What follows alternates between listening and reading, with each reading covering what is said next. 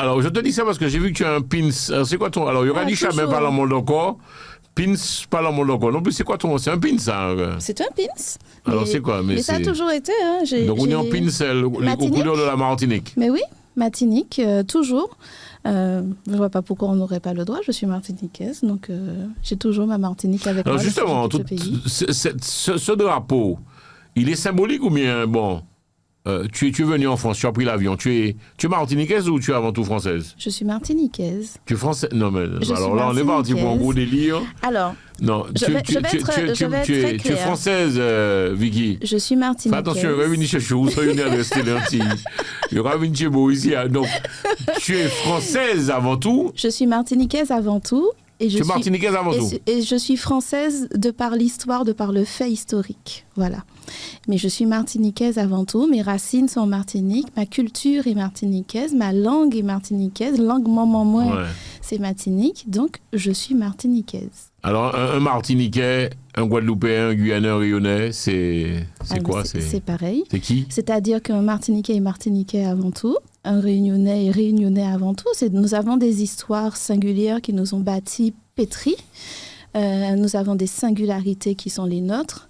Nous avons des développements singuliers qui sont les nôtres. Et donc, du coup, un Martiniquais, c'est avant tout quelqu'un qui baigne dans la culture martiniquaise, qui parle la langue de Martinique, qui est pétri de tout ça, qui surtout se reconnaît dans un territoire qui est la Martinique. Ok, alors une question qui revient souvent, nous sommes africains ou pas, Vicky? Est-ce que nous sommes africains ou pas? Est-ce que nous le sommes ou pas? Ou nous sommes avant tout martiniquais? Nous sommes martiniquais et nous sommes nécessairement aussi africains, puisque une partie de notre histoire, une grande partie d'ailleurs de notre histoire vient de l'Afrique, et que si Paténi africain, Paténi martiniquais, on va être clair.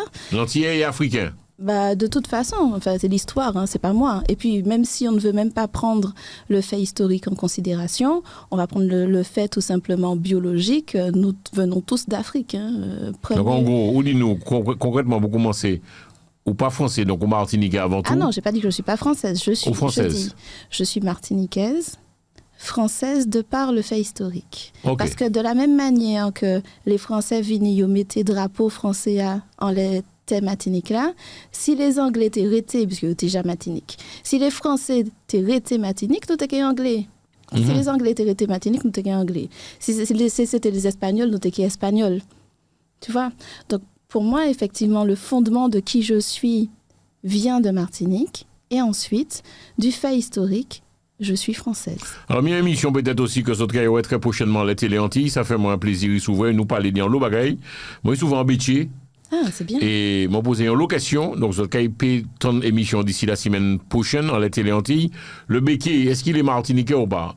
Le béquet est nécessairement martiniquais. Plus que jamais, comme nous aussi, pareil, le béquet martiniquais. C'est-à-dire le béquet, à la base, celui qu'on appelle le béquet.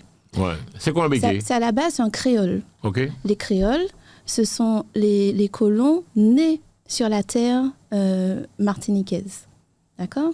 Donc, à partir du moment où ils sont nés là, où ils ont grandi là, on ne peut sincèrement pas dire qu'ils ne sont pas martiniquais.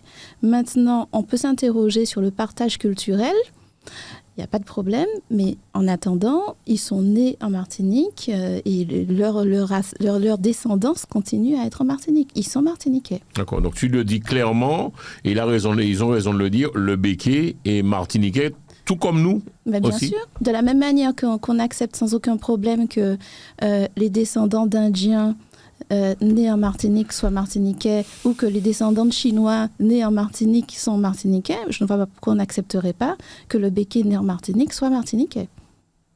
Ok.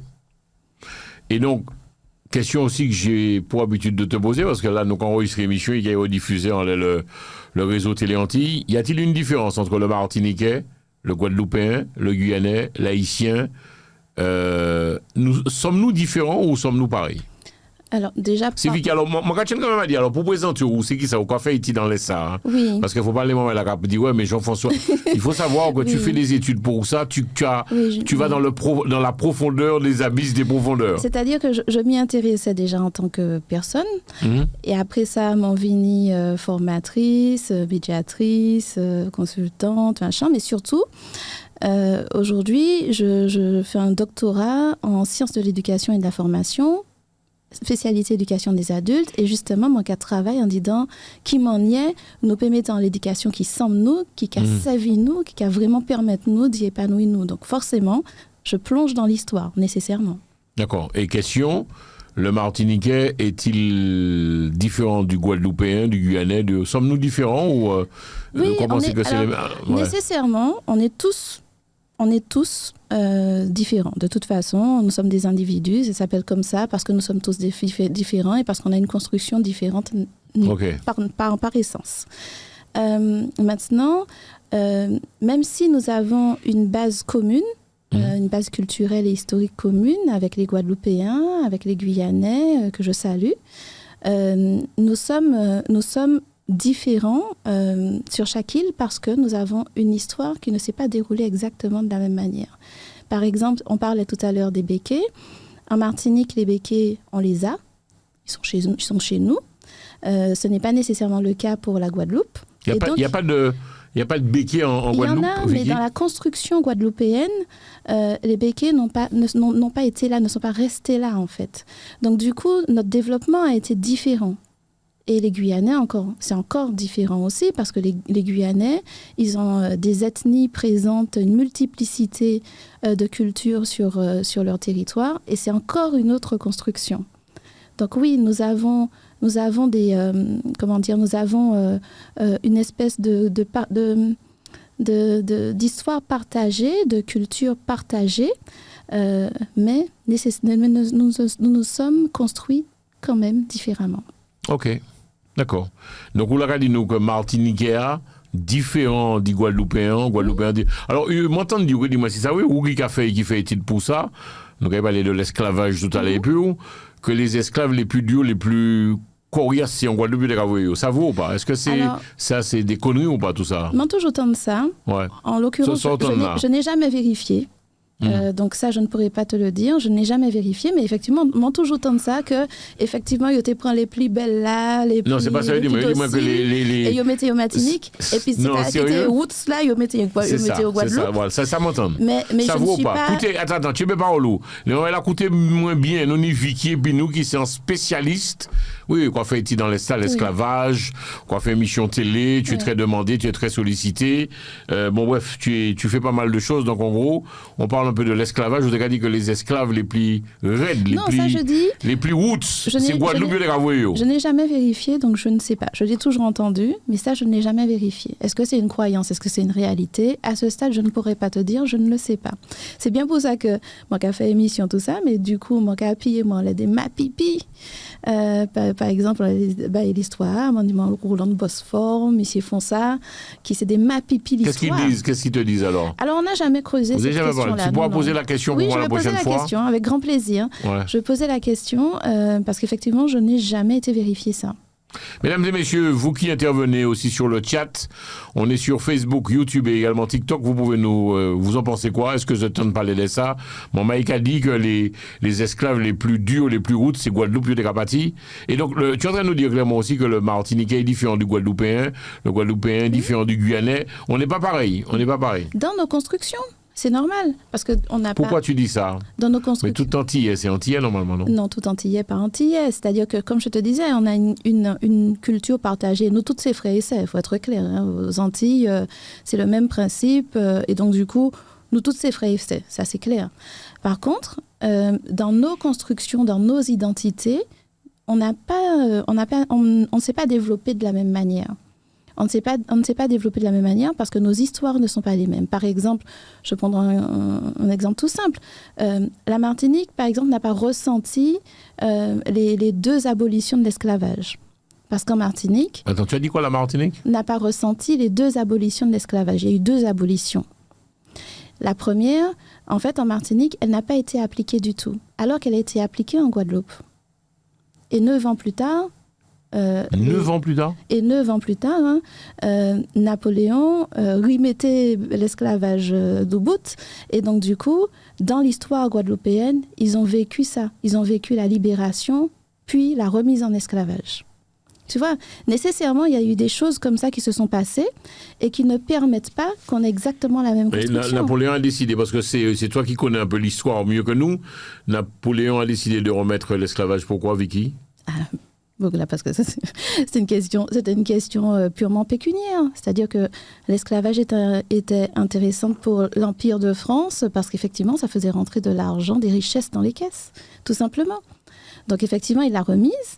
Et les Guadeloupéens, du coup, dans leur construction, il y a ça. Il y a cette espèce d'irrespect et de frustration aussi dans leur construction que, de notre côté, on n'a pas eu. Parce qu'à ce moment-là, du coup, plutôt que de remettre... Enfin, ils n'ont pas pu remettre en place la Martinique parce que la Martinique a été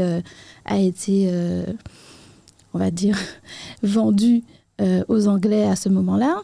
Et donc, du coup, ils n'ont pas acté l'abolition, la première abolition en Martinique. Et donc, du coup, nous, on n'a vécu qu'une seule abolition.